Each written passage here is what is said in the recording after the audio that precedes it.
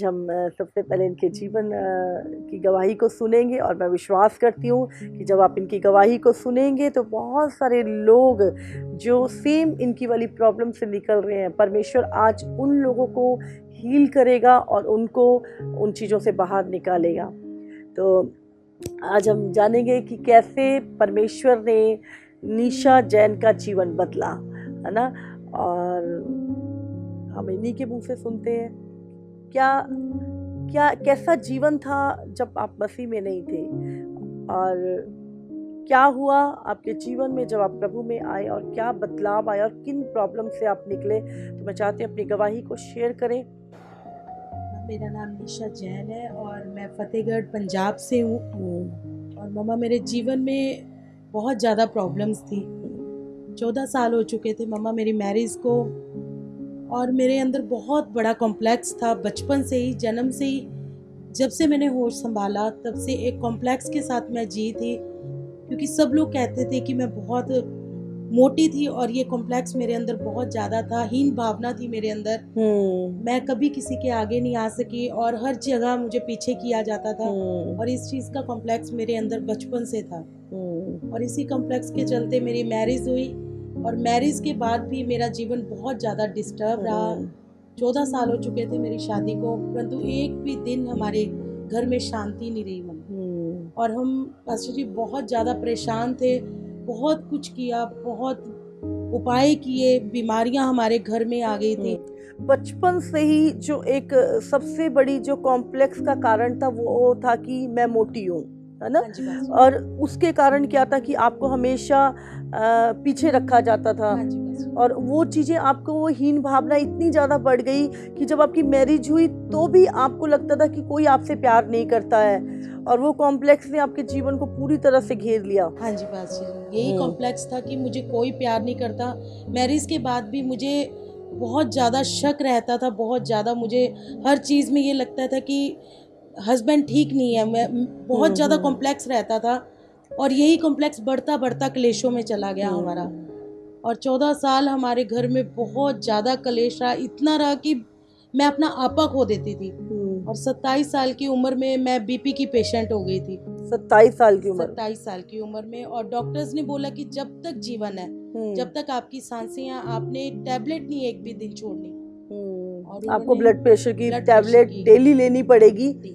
2 tablets पास मुझे रोज लेनी पड़ती थी। और यही चलते चलते पास मुझे नींद आनी बंद हो गई, और एक एक रात में मैं 3-3 टैबलेट्स नींद की खाया करती थी, फिर भी मुझे नींद नहीं आती थी। इतना ज़्यादा हमारे घर में क्लेश रहता था। मैं अपना आपा खो देती थी और अपने आप पिटाई करती थी अपनी, बहुत ज़्यादा बुरी तरह।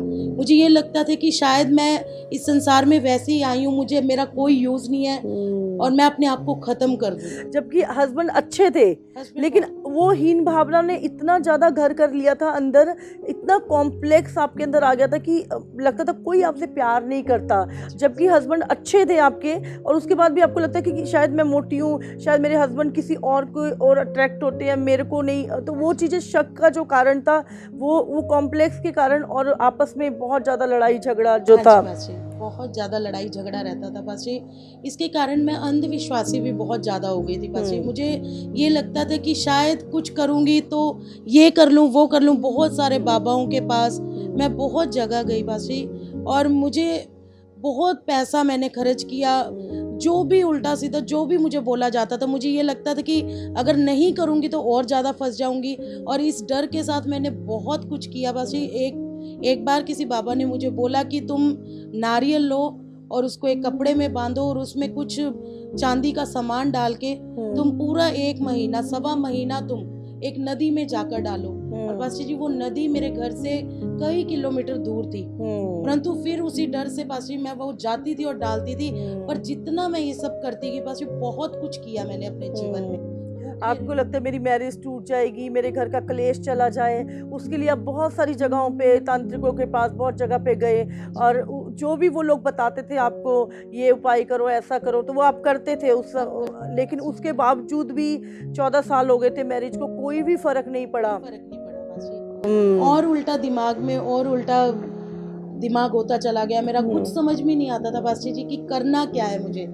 और कई बार इतनी ज़्यादा फ्रस्ट्रेट हो जाती थी कि कई बार मैंने सुसाइड की कोशिश की, कई बार मैं घर से दौड़ी कि आज मैं वापस नहीं आऊंगी, और मैं कई बार घर से दौड़ जाती थी। बस ये बिल्कुल पागलों जैसा हाल हो गया था। साइकेट्रिस्ट के पास मुझे लेकर गए कि इसे इतना क्रोध आता है, इतना गुस्सा आता है, ये पागल हो गई है शायद। गुस्से में अपने आप को मारना पीटना, और कई बार कि सुसाइड कर लूं, मैं मर जाऊं मैं। बहुत ज्यादा मेरा ये स्पिरिट मेरे अंदर बहुत ज्यादा आ चुकी थी कि मेरी, और आपने कई बार कोशिश भी की, क्योंकि बस इस हीन भावना से मैं बचपन से झेल रही थी। इस हीन भावना को बिल्कुल कॉन्फिडेंस नहीं था एक किसी इंसान के आगे खड़े होने का भी। और बस इसी हीन भावना के चलते मेरी छोटी बहन है, वो बहुत ज़्यादा कंसर्न थी मेरे साथ, और वो बहुत ज़्यादा चिंता में रहती थी। हर सुबह उसका मेरे पास फ़ोन आ जाता था कि तुम जिंदा भी हो कि रात में ख़त्म हो गए। मतलब इतना क्लेश था कि आपके पेरेंट्स को, आपके बहन भाइयों को ये डर रहता था कि कभी भी बैड न्यूज़ आ सकती है कि आपने सुसाइड कर लिया है, और कुछ भी ऐसी न्यूज़। तो हमेशा आपके परिवार वालों ने भी पूरी कोशिश कर ली थी कि आपकी मैरिज सेटल हो जाए, आपकी लाइफ सेटल हो जाए, लेकिन उनकी भी सारी कोशिशें बेकार गई। बस हर तरह से पेरेंट्स ने सेटल करने की कोशिश की, बहुत हर तरह से पैसा भी लगाया, पूरी सपोर्ट भी की, परंतु पास्टर जी मेरे घर में शांति नहीं आती थी। वो भी परेशान हो चुके थे कि हम कैसे इसको लड़की को सेटल करें, परंतु पास्टर जी मेरी कहीं सेटलमेंट नहीं हो रही थी, और मैं छोड़ना भी नहीं चाहती थी अपने बच्चों को, अपने हस्बैंड को, परंतु मैं ना उनके साथ रह पा रहे थे, ना उनके अलग रहना चाहते थे। आप सोचते थे कि बस जैसा मैं चाहती हूँ मेरे अकॉर्डिंग सारी चीजें ऐसा हो जाए, लेकिन अब कोई रीजन नहीं होता था लड़ने का, फिर भी लड़ते थे हम। मैं बेबस हो चुकी थी, और यही बेबसी के चलते पास मैं बहुत खर्चा करती थी, बाजारों में जाती थी, लाखों रुपया खर्च करती थी। किसी तरह वो पीस आ जाए मेरे जीवन में। मैं सोचती थी कि कहीं जाऊं और मुझे शांति मिल जाए, परंतु पास मुझे कहीं शांति नहीं मिलती थी, मैं बहुत भटकती थी। फिर पास मेरी छोटी बहन जो चर्च जाती थी पंचकुला में, तो जब आप ये ऐसा सारा कुछ करते थे तो हस्बैंड का क्या रिएक्शन था? पास जी वो बिल्कुल एकदम साइलेंट हो जाते थे और वो डिप्रेशन में चले गए थे। पास जी वो बहुत ही अच्छे इंसान है पास जी, जब परंतु वो इतने ज्यादा झगड़ों से परेशान थे कि ये हो क्या रहा है हमें समझ ही नहीं आ रहा था। हम ना चाहते हुए पास जी लड़ते थे, झगड़ते थे, और डिप्रेशन में चले गए। बच्चे दोनों ये देख के परेशान थे कि मम्मी पापा, छोटे छोटे हमारे बच्चे थे और परेशान रहते थे कि मम्मी पापा इतना लड़ रहे हैं। हमें वो अलग अलग कमरों में लेकर जाते थे। जब पेरेंट्स लड़ते हैं तो वो अपने आप को प्रूफ करने की कोशिश करते हैं, लेकिन वो भूल जाते हैं कि वो बच्चों पे क्या इफेक्ट पड़ता है उस चीज़ों का। इसी कारण पासी दोनों बच्चों की पढ़ाई भी इफेक्ट कर रही थी। पासी बच्चों को भी शर्म आती थी किसी के भी आगे, क्योंकि पड़ोसी भी सब सुनते थे। इतनी लड़ाई होती थी कि पड़ोसी भी सुनते थे लड़ाइयाँ। कई बार पड़ोसियों को आना पड़ा हमारी लड़ाई खत्म करने के लिए, और बच्चे बड़ी शर्मिंदगी महसूस करते थे कि घर में इतना कलेश रहता है। पासी बहुत ज़्यादा शर्मिंदगी हमने महसूस की 14 साल के मैरिड लाइफ में। पासी मैंने बहुत कुछ देखा जो नहीं सोचा था कभी भी, और कई बार मरने की कोशिश की। दवाई खा ली, एक बार रात को डॉक्टर बुलाना पड़ा सुसाइड करने के लिए। एक बार नहर में छलांग लगाने के लिए चली गई मैं, एक बार मरने के लिए आज नहर में जाना और अपना जीवन खत्म कर लेना। कई बार मैंने अपना गला दबाया कि आज मैं अपने आप को खत्म कर लूँ। कई बार कोशिश की वासी कि आज मैं अपने आप को खत्म कर लूँ, और वासी इसी भावना से जी रही थी कि कहीं से कुछ हो जाए, पर कहीं से कुछ नहीं हो रहा था, और ये दुख बढ़ता ही जा रहा था, ये कलेश बढ़ता ही जा रहा था। यूं लग रहा था कि इसका अंत कब होगा, ये कलेश कब खत्म होगा। 14 साल हो चुके थे इस जीवन को, एक भी दिन, एक भी रात हमारे घर में शांति नहीं आई कभी।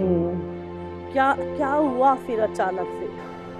ऐसे मेरी छोटी बहन पंचकुला चर्च में आती थी, पास्टर कंचन मित्तल जी आपके पास आती थी पास्टर जी, और वो उसने मुझे बोला कि वो मेरे साथ बात नहीं कर रही थी काफ़ी दिन से, और मैं परेशान थी कि वो भी मुझसे बात नहीं कर रही, वो कहाँ जा रही है। मैंने उससे पूछा तुम कहाँ जा रहे हो, बताओ, मुझसे बात नहीं होती। वो कहती कहीं नहीं, मैं चर्च जा रही हूँ, क्या तुम चाहती हो तुम्हारे घर में शांति आ जाए? मैंने बोला हाँ मुझे चाहिए कि मेरे घर में शांति आ जाए, मैं थक चुकी हूँ, कोई तो हो जो मुझे शांति दे। और बस जब उसने बोला कि मैं चर्च जाती हूँ तो मैंने उसके साथ झगड़ा किया।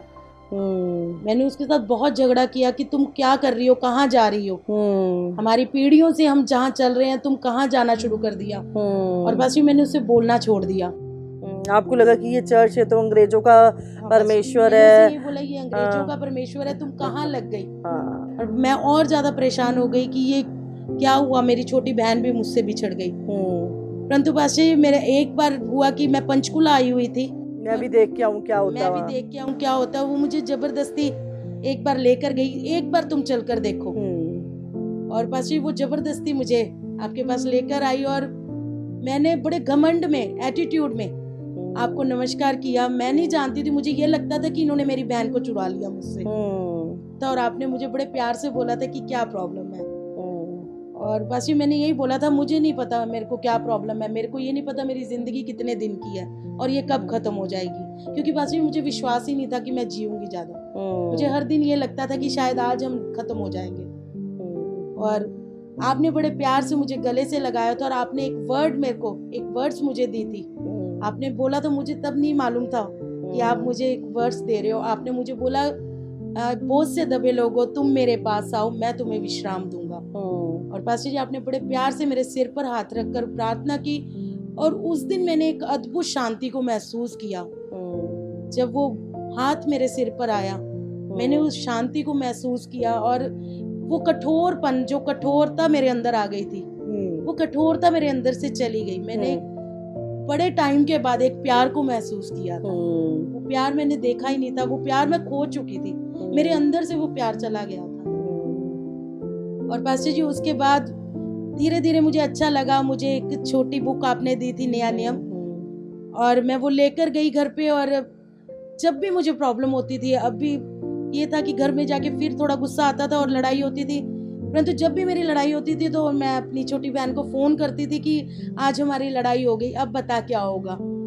और वो आपके पास होती थी, चर्च में होती थी, और आप उसी समय मेरे लिए प्रार्थना करते थे, मुझे वचन बताते थे कि आप ये पढ़ो। और आपने एक एक सवाल का पास्टर जी मुझे एक एक धीरे धीरे धीरे धीरे वो वचन के साथ मैं जुड़ती गई और आपने मेरे एक एक सवाल का जवाब दिया। और पास्टर जी जीवन बदलना शुरू हुआ मेरा। जैसे जैसे जैसे जैसे आपने मुझे वचन अंदर पीस आना शुरू हो गया, कॉन्फिडेंस आना शुरू हो गया, और क्या शांति आनी शुरू हो गई, क्योंकि यीशु मसीह कहता है मैं शांति का राजकुमार हूँ, है ना। और जैसे ही प्रभु का वो टच आपको मिला तो वो शांति अंदर आना शुरू हो गई। बहुत शांति आनी शुरू हुई पास्टर जी, और इस शांति को मेरे पूरे परिवार ने महसूस किया। और पास्टर जी फिर मैंने अपने परिवार को, आपने जैसे जैसे पास्टर जी मुझे आप बताते गए, वो रास्ता बताते गए कि हाँ इस रास्ते चलो। पास्टर मुझे रास्ता मिल चुका था कि मुझे लाइफ कैसे जीनी है। यीशु ने कहा ना, मार्ग सत्य और जीवन मैं हूँ। अभी पता चल गया कि अब क्या करना है लाइफ में ना।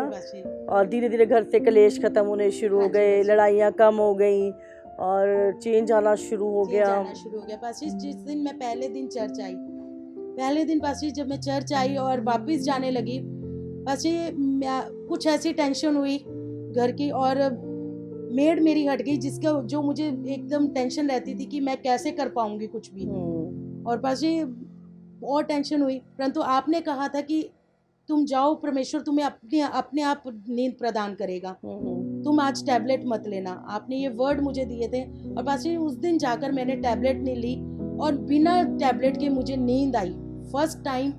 आप 3-3 टैबलेट लेते थे नींद की, फिर भी नींद नहीं आती थी आपको। जब तक असर होता था उसके बाद फिर नींद खुल जाती थी, और उस दिन आपने टैबलेट नहीं ली जाके। नहीं ली पास्टर मैंने। और उस दिन कितने सालों से ले रहे थे वो टैबलेट? पास्टर मैं उस टैबलेट को तकरीबन 10-15 साल हो गए थे, 10-15 साल उस टैबलेट को लेते हुए, और लगातार 3-3 टैबलेट, वो एक हाई डोज हो जाता है, वो लेती थी मैं, फिर भी मुझे नींद नहीं आती थी। परंतु उस दिन मैं बिना टैबलेट के सोई, और आज पूरे 9 साल हो चुके पास्टर, मैंने दोबारा कभी नींद की टैबलेट नहीं ली। वो जो 3-3 गोलियां थी वो नींद की, वो बिल्कुल बंद कर दी। और रेगुलर चर्च आना शुरू किया।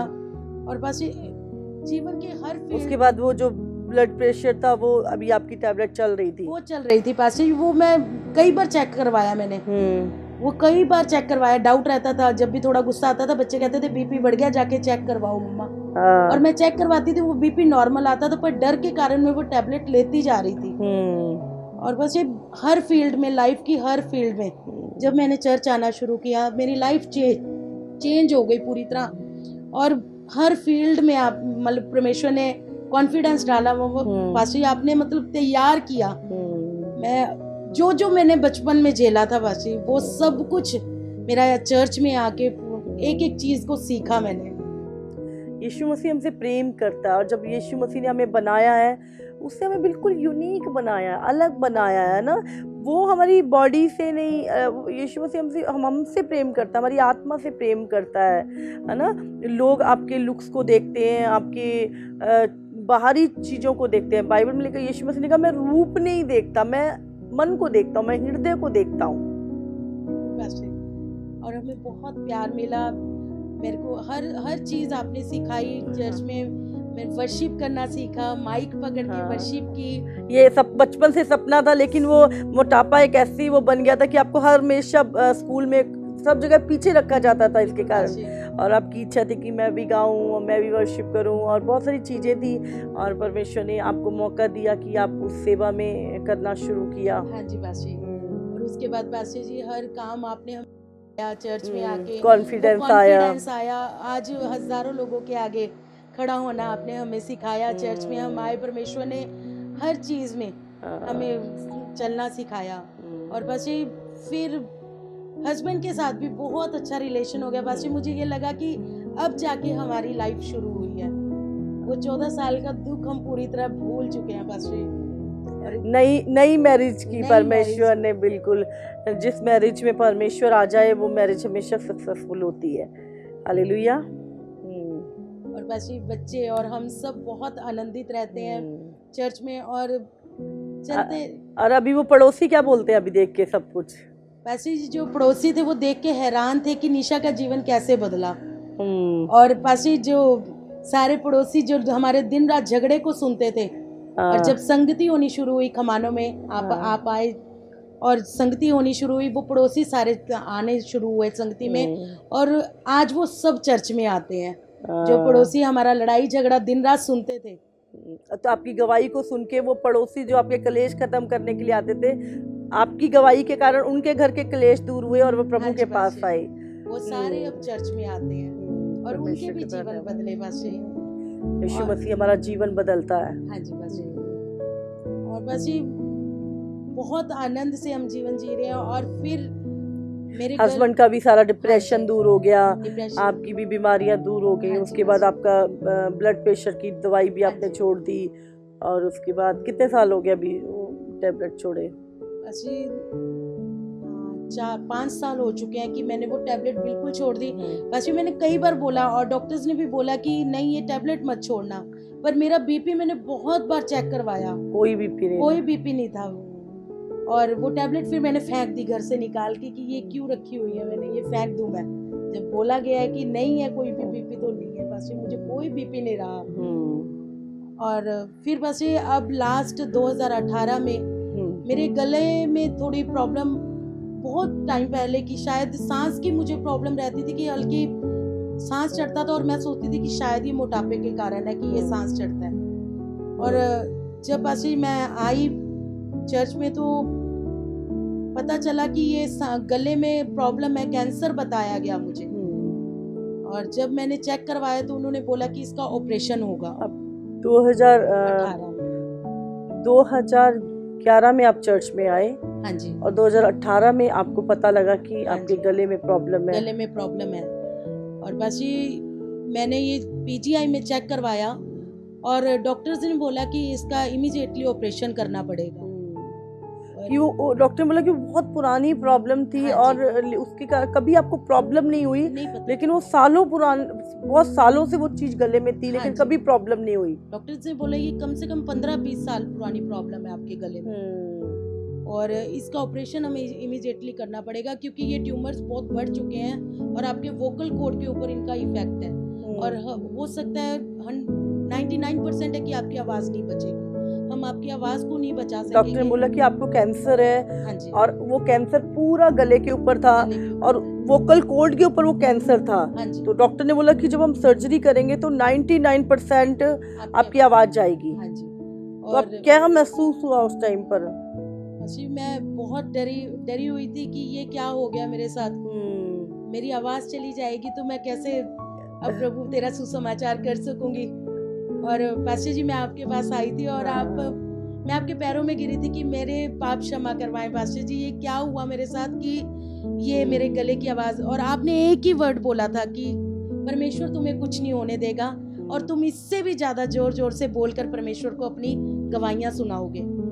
और पास्टर जी आप मेरे पास आए थे ऑपरेशन से एक दिन पहले, आप हॉस्पिटल में आए थे और मैंने एक अद्भुत सामर्थ्य को वहाँ पर महसूस किया, वरना मुझे अकेला लग रहा था। परंतु जब आप मेरे पास आए और आपने मेरे लिए प्रार्थना की, तब एक अलग सामर्थ्य को मैंने महसूस किया वहाँ पर। और पास्टर उसके बाद मेरा ऑपरेशन हुआ, मेरे मम्मी पापा भी मेरे पास आ चुके थे कि हम लड़की की आवाज़ आखिरी बार सुन लें।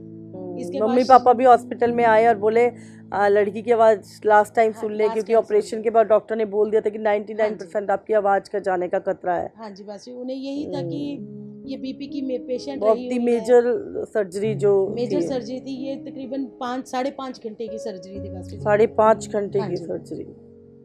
और पास्टर जब मुझे लेकर जा रहे थे तो पास्टर 1% भी मेरे अंदर डर नहीं था किसी चीज़ का भी, 1% भी। आपने इतना सामर्थ्य से मैं भर चुकी थी, आपने हमें डरना सिखाया ही नहीं था और हम 1% भी डर नहीं था। जितने पेशेंट्स थे वहाँ पर 25-30 पेशेंट्स वहाँ थे और वो सब डर रहे थे। सबसे मेजर सर्जरी मेरी थी और सबकी छोटी छोटी सर्जरीज थी, परंतु 1% भी मुझे डर नहीं लगा। और पास्टर जी सबको सुसमाचार किया वहाँ पर और डॉक्टर्स कह रहे थे कि हम हैरान हैं इनको देख के कि ये बिल्कुल डर नहीं रहे।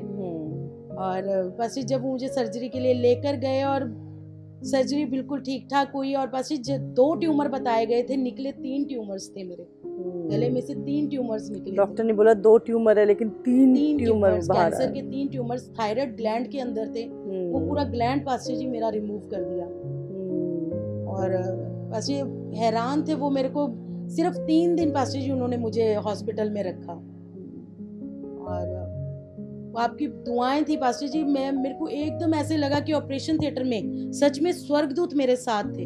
मैंने वहां पर उस प्रेजेंस को महसूस किया पास्टर जी कि सच में वो स्वर्गदूत मेरे साथ थे। प्रभु ने कहा ना बाइबल में, चाहे तू मौत की घोर अंधकार की तराई में से भी होके निकले, फिर भी मैं तेरे साथ रहूँगा, मैं तुझे कभी नहीं छोड़ूंगा और कभी नहीं त्यागूंगा। धर्मी पे विपत्तियाँ आती तो बहुत है, लेकिन ठहरती नहीं है।